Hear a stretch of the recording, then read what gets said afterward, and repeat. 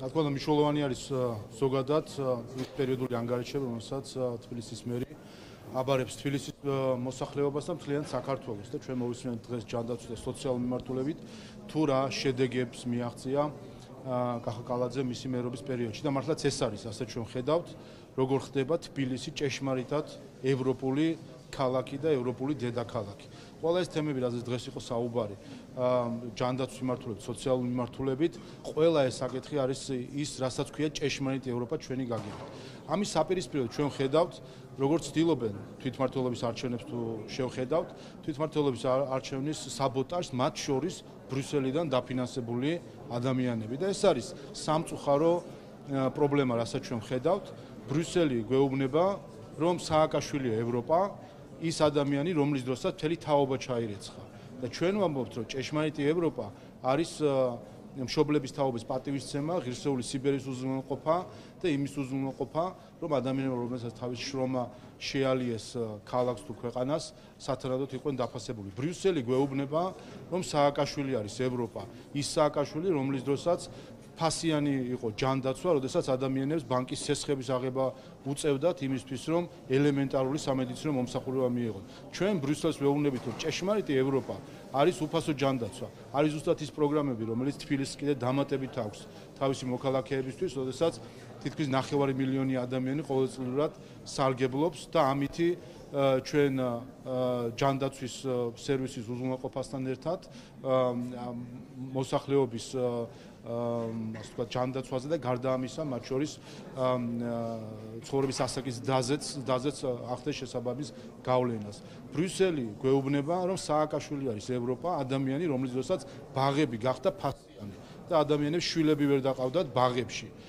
ჩვენ მეუბნებით ბრიუსელს, რომ ჭეშმარიტი ევროპა არის უფასო ბაღები, როდესაც ადამიანებს შეუძლიათ, რომ თავისი მცირეწლოვანი შვილები მიიყვანონ სათანადო სტანდარტის ბაღებში და თავად კონდეთ სამსახური და დაკავდნენ იმითი, რომ საკუთარი პროფესიას მისდიან. ეს არის, რასაც ჩვენ ხედავთ, სხვაობა ბრიუსელის მხრიდან დანახულ ევროპასა და ჭეშმარიტ ევროპას შორის. აქ არის ზუსტად ის კონფლიქტი, რომელიც სამწუხაროდ წარმოშვა ბრიუსელის მხრიდან იმის წარმოჩენა, რომ სააკაშვილი, რადიკალიზმი და მისი მიდგომები არის ევროპა და არა ის, როგორც ამას ქართული ხალხი ხედავს.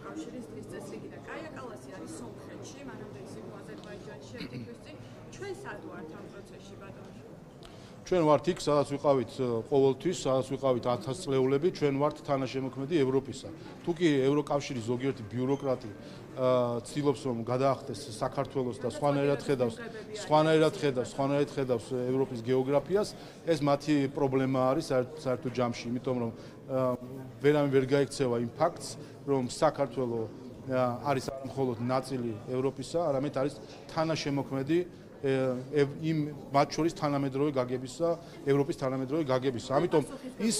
ამიტომ ჩვენ ვინც ისინი, ის ევროპელი ბიუროკრატები თუ პოლიტიკოსები, რომელიც ცდილობენ თვალი აარიდონ ქართველებს, ეს ის ხალხი არის, რომელიც სინამდვილეში სურთ ჭეშმარიტი ევროპული ღირებულებები ჩაანაცვლონ ზოგმა საბჭოთა მენტალიტეტით და ზოგმა რა მენტალიტეტით. ეს არის გამოწვევა დღევანდელი ბრიუსელის და მისი ბიუროკრატიის.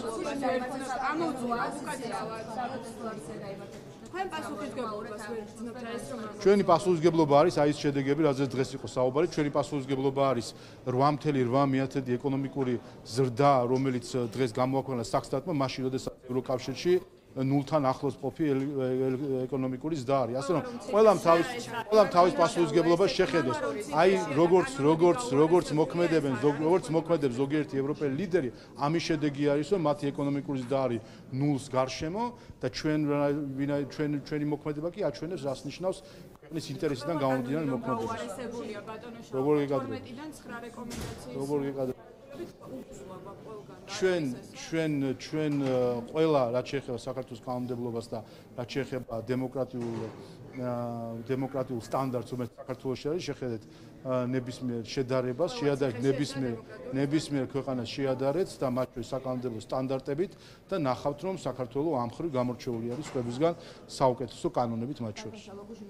ხედავთ ჩვენ მაგალითად გერმანიაში როგორ უვარდებიან სახში პოსტების გამო 170 ადამიანთან ჩხრეკა ჩაატარეს 170 ადამიანთან ჩხრეკა ჩაატარეს იმის გამო რომ კრიტიკული პოსტები ქონდა და მე დგანან და საქართველოს მიმართ აქვს შეიძლება როცა მათივე დაფინანსებული ადამიანები სიძულვის თესენ და ძალადობის არიან დამოკიდებული. ევროკომისარი საქართველოში არ ჩამოვიდათ, სომხეთში ჩავიდა ბატონო. ვაუყოთ კი ბატონო. არ არის პრობლემა ქვეყნისთვის ეს. მისთვის პრობლემაა ჩვენც. საქართველოს რომელიც ევროკავშირში გაწევრიანებას ისწრაფვის ეს პრობლემა არ არის? ხო, გუშინ აქციას რაც შეეხება, ჩვენ ნახეთ გუშინ ევროკავშირის მიერ დაფინანსებული აქცია, რომელზეც საჯაროდ პირდაპირ გაისმა მოწოდება ხელისუფლების დამხობის. ეს არის კატასტროფა, როდესაც ევროკავშირის საელჩო აფინანსებს აქციებს, სადაც მოწოდება გაისმის დამხობის, დასჯის, მებრძოლების გამოყვანას. აი ეს არის ის ჩიხი, სადაც მიიყვანეს საკუთარი თავი, მათ შორის ევროკავშირის საელჩომ საკუთარი ფარული დაფინანსებებით, რომელსაც ვერაფრით ვერ მიმაღწიეთ, რომ ერთხელ მაინც თქვან ვის და რისთვის აფინანსებენ. ამიტომ ეხლა პასუხისმგებლობა არის სრულად ბრიუსელზე და მის საელჩოზე საქართველოში.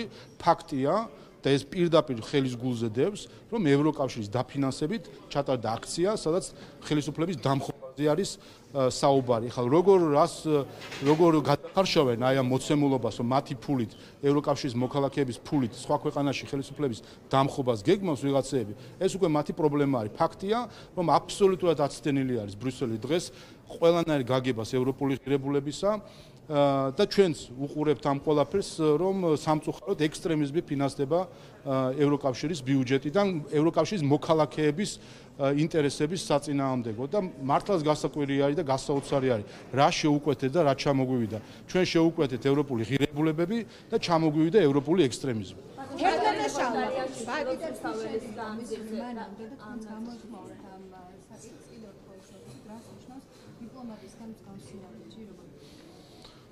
მე მგონი ბატონმა ფიშერმა საბოლოოდ უარი თქვა ელჩობაზე და იქცა ჩვეულებრივად რადიკალური ოპოზიციის ყველაზე რადიკალური ფრთის მხარდამჭერად. ელენი ხოშტარია არა მხოლოდ რადიკალი ოპოზიციონერი, არის ამავე დროს ექსტრემისტი ოპოზიციონერი, რომელიც გამოირჩევა იმით, რომ პატივს არცემს დემოკრატიულ ინსტიტუტებს, პატივს არცემს ადამიანის უფლებებს, პატივს არცემს ადამიანის ღირსებას, არაფერს რაც კი შეიძლება პოლიტიკოსის რაღაც დადებით თვისებაში შედიოდეს, არაფერს ამას პატივს არცემს. და როდესაც ჩვენ ხედავთ, რომ ელჩი მივიდა, თან შემდეგ სცადა გაემართლებინა თავისი სოლიდარობა, იმით რომ თითქოს ეს იყო მხოლოდ თანაგრძნობა და ემპათია, რის მიმართ იყო ეს თანაგრძნობა? იმის მიმართ, რომ ადამიანი ამოსო თავს მოიკლავს, თუ კი რაღაცა არ მოხდება? ეს არის ევროპული გაგება დემოკრატიის. რის მიმართ აქვს მაგას ემპათია, რომ ადამიანი ამბობს, რომ ადამიანი მოუწოდებს ოპოზიციას საბოტაჟი გამოუცხადოს არჩევნებს. ეს არის მისი გაგება დემოკრატიის. ფაქტია, რომ ბატონი ფიშერი გერმანელ ხალხს არ წარმოადგენს. გერმანელი ხალხი ნამდვილად არ არის ამ ღირებულებების მატარებელი, რასაც ბატონი ფიშერი ქართულ ხალხს აჩვენებს და სამწუხაროა, რომ ის განსაკუთრებული დამოკიდებულება, რომელიც ქართულ ხალხს ჰქონდა გერმანიის მიმართ ჩვენი დამოუკიდებლობის ბოლო 34 წლის განმავლობაში, ამ ერთმა ადამიანმა ამ განსაკუთრებულ დამოუკიდებლობას ეს ერთი ადამიანი ძალიან რუდუნებით უთხრის ძირს და აზიანებს ისე, რომ არ ვიცი მე ამის გამოსწორებას კიდევ რა დრო დაჩვენე. მოქმედებულია ევროკავშირის შეზღუდვები უვიზო მიმოსვლაზე დიპლომატიურ ამ შემთხვევაში ოპოზიციაში შევწყვეტ მეშიშილობას, როგორც ესეთთან მოიღოს არჩევნებში არ მონაწილეობის საკითხზე. ოპოზიცია სამ შემთხვევაში განსხვავებული მოსაზრებები აქვს ამ მოქმედებით. ზოგადად მსგავს საკითხს, მსგავს მოწოდებას როგორც შეაფასებდა ოპოზიციის დამოკიდებულებას, იმიტომ რომ სხვადასხვა არის პოზიცია. ჩვენ ქუჩაში ყავს ოპოზიციის შარჟი. ეს არის სინამდვილეში რაც არის გაშარჟებულია საერთოდ ოპოზიციის არსი იმ ოპოზიციის, რომელიც ქუჩაში არის პირველად მსოფლიო პროტესტის ისტორიაში ოპოზიციონერმა შიმშილი გამოუცხადა ოპოზიციას. აი ამ დონეზე დაიყვანა უცხოების მორჩილებამ ეს ხალხი, რომელიც ვერც კი აცნობიერებს რა საზოგადოებაში ცხოვრობს, რა ისტორია აქვს ამ საზოგადოებას, რა კულტურა და ეთიკა აქვს ამ საზოგადოებას, რა მორალის მატარებელია ეს საზოგადოება, ჩვეულებრივ უცხოეთის დაკვეთით ბრმას მიმდევარი ხალხის ჯგუფი არის, რომელსაც აი ნახეთ, ამ დონეზე მიიყვანეს საბოლოო ჯამში ისინი, რომ ასე ვთქვათ, ოპოზიციას უცხადებს შიმშილობას, სასაცილოა უკრავად მათი ქცევა.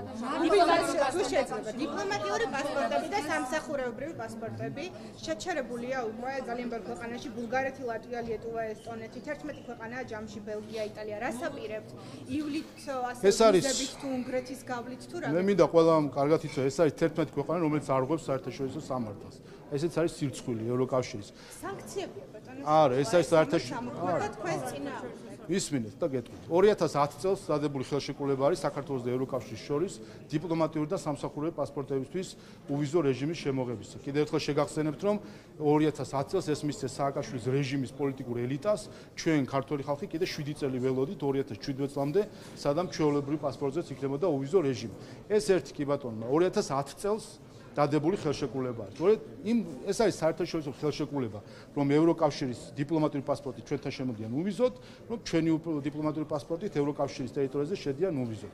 საერთაშორისო ხელშეკრულებაში გაწერილია ყველაფერი, მათ შორის გაწერილი არის გარემოებები, რა შემთხვევაში შეიძლება შეჩერდეს ამ ხელშეკრულების მოქმედება. არც ერთი ეს პუნქტი სახეზე არ არის დღეს. არ არსებობს არანაირი სამართლებრივი საფუძველი არ არსებობდა, რომ ამ ხელშეკრულების მოქმედება რომელიმე ქვეყანა შეეჩეროს. აქედან არა, მისმის ჯერ აქედან დასკვნა. ევროკომისიის რეკომენდაცია თუ გადაწყვეტილება დიპლომატიური და სამსახურეობრივი პასპორტების უვიზო მიმოსვლის შეჩერებისა იყო საერთაშორისო სამართლის დარღვევა და ყველა ის ქვეყანა, რომელიც აყვა ამ გადაწყვეტილებას, არ ღვევს საერთაშორისო სამართალს. ეს არის უყურეთ, პრობლემა რა შეიძლება, ანუ ევროკავშირი არ ღვევს საერთაშორისო სამართალს. არ ღვევს წესებზე დაფუძნებულ საერთაშორისო წესრიგს. ეს არის სირცხვილი, დიდი სირცხვილი ევროკავშირის, რომელიც თავი მოაქვს თითქოს საერთაშორისო სამართლის დამცველად და წინწამწევად და თავად არ ღვევს საერთაშორისო სამართალს უხეშად. ვიზები შედიხართ ბატონო. კომიტეტი განიხილავს სადეპუტატო უფლებამოსილების ბოლო კითხვა და შეწყვეტის საკითხს. გახარია საკითხზე გაკითხებით, კანჭისყრაზე როდის გავა უკვე ეს საკითხი მანდატების მოხსნაზე და მის გასაშვებად ამზადებით რატომ იცის? ანუ თავის მანდატებს თვითონვე აუქმებენ. როგორც ხაზგარაძემ სხვათა თავისთავად თვითონ დაიჭირეს, იმით რომ არ გამოცხადდნენ საგამოძიებო კომისიაზე ძალიან კარგად იცოდნენ რა შედგენ მოყვება, ასევე გახარია თავისი და მისმა 11-მა მიმდევარმა პარლამენტის შატალოთი თავის თავს გამოუტანეს ეს გადაწყვეტილება და დანარჩენი უკვე ავტომატიზმის საკითხია რომ შეწყდება და რა თქმა უნდა რიგარეშე სესიის ფარგლებში ამას განვიხილავთ. მადლობა. პოლიტიკასთან დაკავშირებით